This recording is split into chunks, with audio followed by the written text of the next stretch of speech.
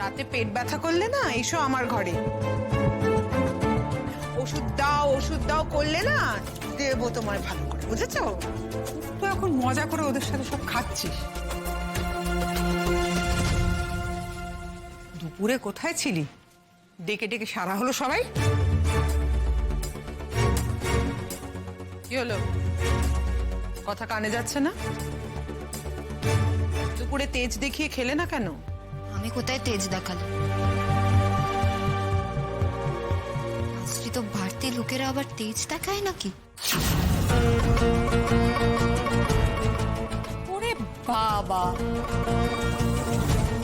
মা কথাগুলো শুনছেন? এই কথাগুলো কিন্তু ও আমাদেরকেই বলছে। ওকে বলা হয়েছে না আশ্রিতা, আমার ছেলের এত বড় সর্বনাশ করার পরও এই কথাগুলো ওর মুখে আসছে।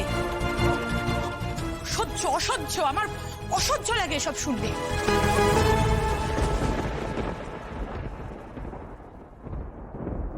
কাজটা কিন্তু তুই ঠিক করিস নি রাজু।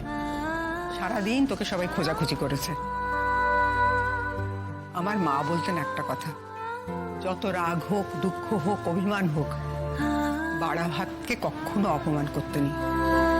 অন্ন হচ্ছে মা লক্ষ্মীর আশীর্বাদ।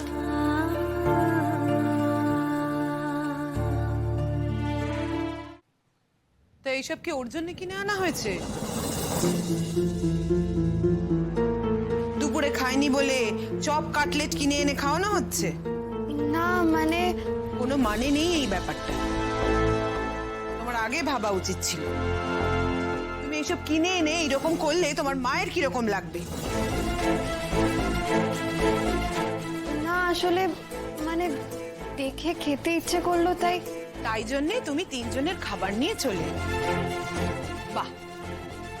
আচ্ছা অনু, তোমার মনে হলো না যে তুমি যেটা করেছো সেটা ঠিক করনি, ওকে অন্যায় প্রশ্রয় দিয়েছো?